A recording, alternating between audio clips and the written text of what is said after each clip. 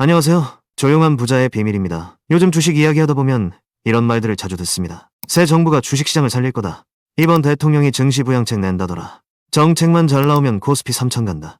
누구 때문에 미국의 미래는 위험하다. 이런 이야기들은 하루에도 몇 번씩 뉴스에서 쏟아집니다. 심지어 이런 얘기를 듣고 실제로 주식을 사고 파는 사람도 많죠. 그런데 냉정하게 생각해보면 이런 뉴스들이 장기 투자와 무슨 상관이 있을까요? 말로는 다들 나는 장기 투자자야라고 하지만 금리나 정책, 대통령 발언 하나에 따라 움직입니다. 이런 소음들로 시장을 예측하려는 건 투자라고 부르기 어렵습니다. 그건 장기 투자가 아니라 그때그때 분위기와 소문에 휘둘리는 행동에 가깝습니다. 그리고 그런 행동이야말로 복리의 힘을 가장 먼저 무너뜨립니다. 오늘은 주식 투자에서 왜 정치적인 판단이 위험한지, 그리고 왜 장기적으로는 S&P 500 같은 시장 지수가 가장 효율적인 선택이 되는지 살펴보겠습니다. 영상 끝까지 들으시면 시장을 바라보는 기준이 조금 달라질 거라고 생각합니다. 미국 시장을 보면 아주 단순한 사실이 있습니다. 대통령은 4년마다 바뀌지만 시장은 200년 넘게 이어져 왔다는 거죠. 그 긴 시간 동안 전쟁도 있었고 금리 폭등도 있었고 수십 번의 정권 교체도 있었지만 S&P 500은 결국 꾸준히 우상향했습니다. 1970년대 석유 파동이 터졌을 때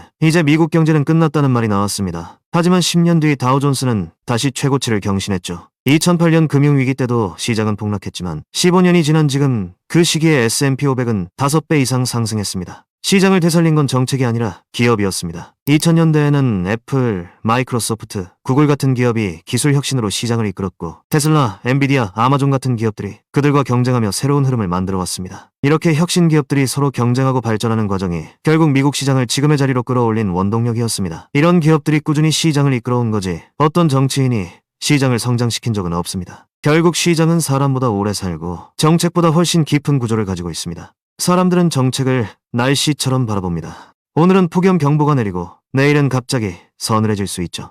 그렇다고 그날 날씨 때문에 회사를 그만두거나 집을 이사가는 사람은 없습니다. 하지만 이상하게도 투자만큼은 다르게 행동합니다. 뉴스 하나만 나와도 포트폴리오를 갈아엎죠. 그건 마치 날씨에 맞춰 매일 이사를 다니는 것과 같습니다. 정책은 단기적으로 시장을 흔들 수 있습니다. 하지만 결국 기업은 그 안에서 길을 찾아냅니다. 세금이 오르면 비용을 줄이고 보조금이 줄면 새로운 시장을 찾고 기술로 문제를 해결하죠. 그래서 장기 투자자는 단기 뉴스보다 기업이 얼마나 빠르게 회복하는가를 봅니다. 그게 바로 복원력입니다. 단기적인 충격은 피할 수 없지만 이익 구조를 회복하는 속도가 빠른 기업이 결국 살아남거든요. 시장에서는 이런 말이 있습니다. 정책은 소음이고 실적은 음악이다. 뉴스는 잠깐 귀를 울리지만 진짜 멜로디를 만드는 건 기업의 이익입니다. 기업이 이익을 내면 주가는 오르고 이익이 줄면 주가는 떨어집니다. 이 단순한 공식은 100년 동안 단 한 번도 바뀐 적이 없습니다. 예를 들어 정부가 재생에너지 지원을 줄이면 태양광이나 풍력 기업은 잠시 흔들릴 수 있습니다. 하지만 동시에 석유나 천연가스 기업은 강세를 보입니다. 한쪽이 눌리면 다른 쪽이 올라오듯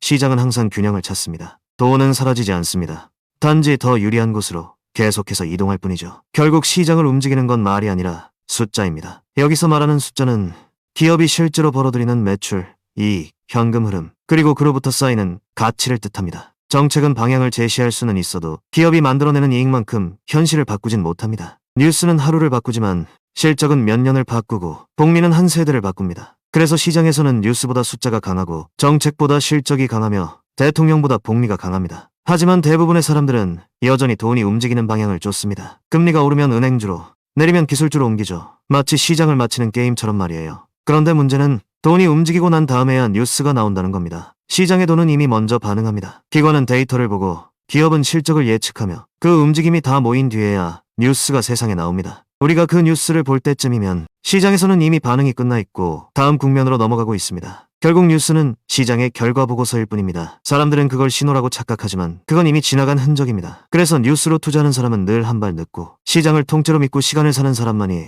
결국 복리를 얻습니다. 시장은 매일 변하지만 전체 기업의 평균 이익은 꾸준히 늘어왔습니다. 그 평균적인 성장을 가장 단순하고 효율적으로 담아낸 게 바로 S&P 500이죠. S&P 500은 미국을 대표하는 상위 500개 기업으로 구성된 지수입니다. 단순히 500개 기업을 모아둔 게 아니라 미국 경제의 생산성과 소비, 그리고 혁신이 반영된 경제의 평균입니다. S&P 500의 진짜 강점은 자동 교체 구조에 있습니다. 부실한 기업은 자연스럽게 빠지고 성장하는 기업이 그 자리를 채웁니다. 그렇게 시장은 스스로 비효율을 걷어내며 점점 더 효율적인 기업 중심으로 진화해갑니다. 과거에는 제너럴 일렉트릭, 엑슨모빌, 시티그룹 같은 산업금융기업들이 시장의 중심이었습니다. 하지만 2000년대 들어 애플, 마이크로소프트, 구글 같은 기업들이 성장하면서 시장의 중심축은 제조와 금융에서 기술과 혁신으로 옮겨갔죠. 그리고 지금은 인공지능 시대의 기업들이 새로운 성장의 흐름을 만들어가고 있습니다. 이렇게 시대마다 다른 기업들이 등장하고 사라지지만 시장의 본질은 늘 같습니다. 끊임없이 진화하고 더 효율적인 방향으로 자본이 이동한다는 것. 그래서 S&P 500은 단순한 지수가 아니라 미국 경제의 체질 개선을 자동으로 반영하는 포트폴리오입니다. 그 안에는 혁신 기업의 성장, 소비 시장의 확대,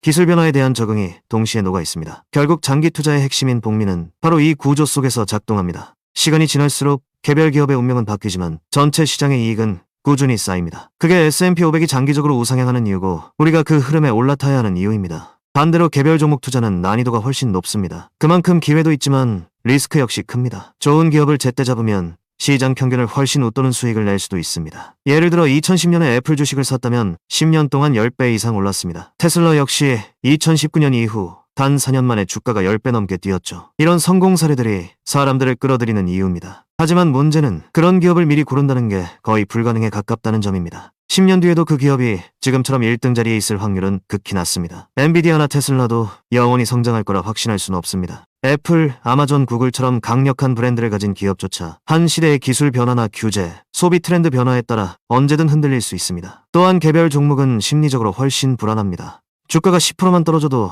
내가 잘못 선택한 건 아닐까? 하는 불안이 생기죠. 결국 그 불안이 장기 투자를 방해합니다. 반면 시장 전체를 담는 S&P 500은 다릅니다. 개별 기업의 흥망성쇠에 신경 쓸 필요가 없습니다. 한 기업이 흔들리면 다른 기업이 그 자리를 채우니까요. 즉 개별 종목은 정확히 맞춰야 하는 게임이고 S&P 500은 시간이 해결해주는 게임입니다. 주식시장에서 이런 말이 있습니다. 시장은 조급한 사람의 돈을 인내심 있는 사람에게 옮겨주는 장치다. 결국 시장을 이기려 하는 사람보다 시장 안에서 묵묵히 버티는 사람이 끝까지 살아남는다는 뜻입니다. 지난 20년 동안 S&P 500을 꾸준히 이긴 펀드는 10%도 되지 않습니다. 개인 투자자는 그보다 훨씬 적습니다. 이유는 단순합니다. 뉴스에 흔들리고 감정에 반응하기 때문이에요. 단 한 번의 불안, 한 번의 조급함이 몇 년의 복리를 무너뜨립니다. 단순히 S&P 500을 꾸준히 보유하는 것만으로도 이미 상위 10% 투자자의 자리에 들어설 수 있습니다. 그런데 대부분은 거기까지 가지 못합니다. 결국 장기 투자를 망치는 건 시장이 아니라 그 시장을 견디지 못하는 우리의 마음입니다. 뉴스에 반응하는 사람은 변동을 사고 시간을 믿는 사람은 불을 삽니다. 오늘 이야기는 여기까지입니다. 내용이 들을만 하셨다면 구독과 좋아요 부탁드리겠습니다. 감사합니다.